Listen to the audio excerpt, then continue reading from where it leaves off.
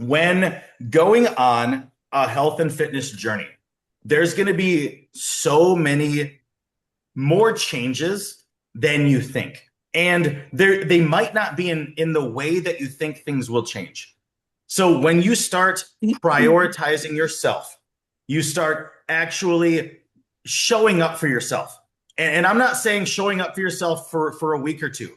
I'm saying you've been consistent for a month, leading into 2 months, leading into 4 months. When you show up for yourself on a repeated basis like this, you start understanding how valuable your mental health is, how valuable your time is, how valuable your energy is. And then in that same way that you're understanding your own value, you start to see how other things or people can start to devalue or bring you down or affect your energy negatively. I mean, I don't know if you guys are big on energy, but I sure as hell am. I can feel the shift when I'm talking to a narcissist. I can feel the shift when I know that I'm talking to somebody that's completely draining or they're completely fake. In Vegas, holy shit. You would meet somebody, they would immediately tell you who they know, and I'm not even kidding you. Oh, what's up? I'm Jake. Oh, I know the owner of the Wynn. I know the owner of the I don't care what type of car you have, dude. Like you can and you start to realize that you might have built friend groups with some of these people. You might have family members that you spend a lot of time with that are some of these people that might affect your headspace negatively. They might look down on you or start judging you because of the decisions you're making. Yep. Like by saying things like, what do you mean you're not going to eat pizza with the family? What do you mean? Like they know you're on a health and fitness journey, but they will say something like that spitefully. And we have to learn that that is part of the growing process.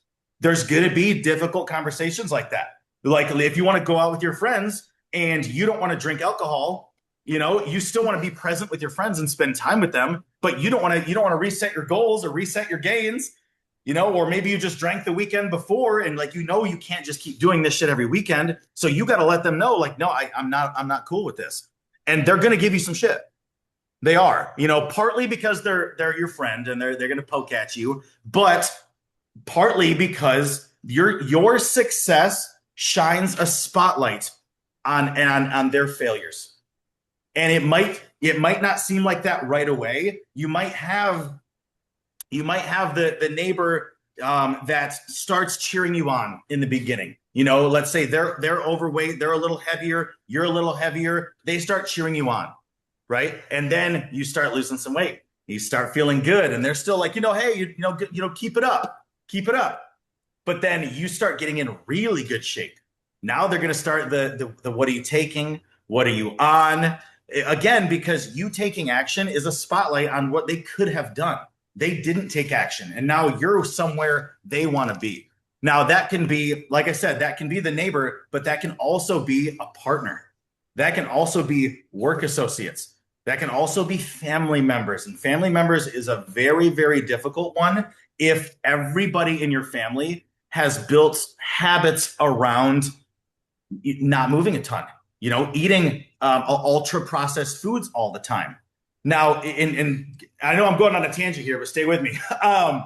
If you're in a family that has kind of built a normalcy around eating a bunch of ultra processed foods, you guys know that have been with the program long enough how much mental clarity you get from eating right. Damn. Show of hands, who here has dealt with mental health, depression, anxiety, PTSD? Okay, so a good majority of us. Have you noticed how different your mindset is when you eat right? Isn't that shit crazy? Now, if you right now were to go get a bunch of fast food, go smash that, eat a bunch of candy, I promise you tomorrow is going to be fucking heavy. It is going to be so heavy because you just fall right back into that because you're not giving your mind the best nutrition possible. So where I was going with that is your family is still kind of stuck in that loop, or your people you work with are stuck in that loop, or your partner can still be stuck in that loop. They don't know how good it feels to be in the position you're in currently because they haven't put that work in.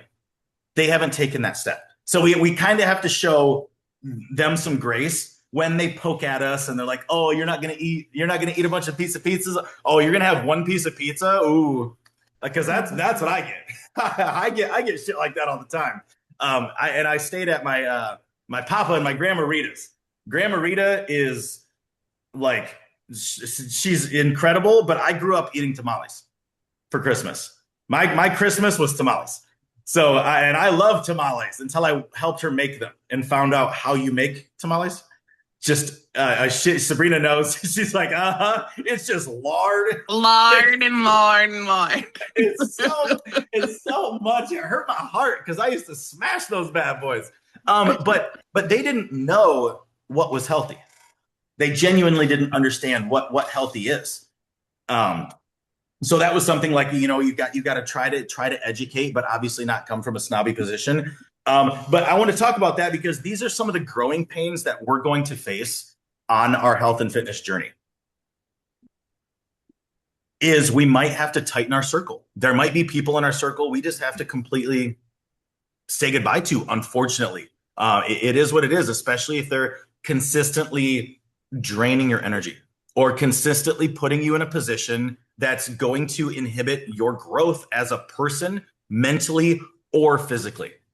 You will start noticing more of this as you stay consistent with putting yourself first, right? Once you start filling your cup, you're going to be like, oh, damn, okay, every time I hang out with this person, I feel drained. Does anybody have a friend like that or have had a friend like that? Oh. You hang out with them and then you're like exhausted? Yep. Or a partner, right? Yep. And so you might not even notice that because you have lived in a perpetual state of drain. You've been living in survival mode for that long, not even knowing it. So now you got a taste of filling your cup, of getting healthy, of feeling good. Now you're going to start noticing that. You're going to start noticing, oh shit, you're poking holes in my cup. Okay, you're poking holes in my cup, and I don't allow that shit anymore. So there's going to be some difficult conversations that need to happen. And one of these difficult conversations that need to happen is you have to have barriers. It is okay to have barriers. It is okay to have boundaries. Boundaries, especially for givers, is extremely difficult. The majority of you guys that I work with are givers. And the first thing that goes down is your boundaries.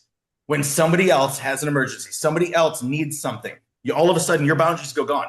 They're gone. Your meal prep time, your time to go to the gym, that's gone because now it's time to show up for them. So setting boundaries is something that you have to do if you truly want to start your new life, right? Improving your mental health, your physical health. And you got to have some of those, I like to call them sweaty palm conversations. Those sweaty palm talks where you're like, I don't want to have this talk with this person, but I need to have it. And then it's also important when you have these conversations. So plan these conversations. They're very important. You don't want to jump these conversations onto somebody when they're not ready, right? They're fatigued physically or mentally. They just got off of work. But yeah, plan these conversations, have them. They're going to come up. They're going to come up. They're going to come up with somebody you work with. They're going to come up with a partner. They're going to come up with your family eventually. And I just want you guys to know that if you guys haven't already faced that, which I'm sure a few of you have, if you haven't already faced that, you're going to. It just comes with growth. It comes with growth, and you're taking up more space now. You're taking up more space now. You were living in your little cocoon, and now you're out here.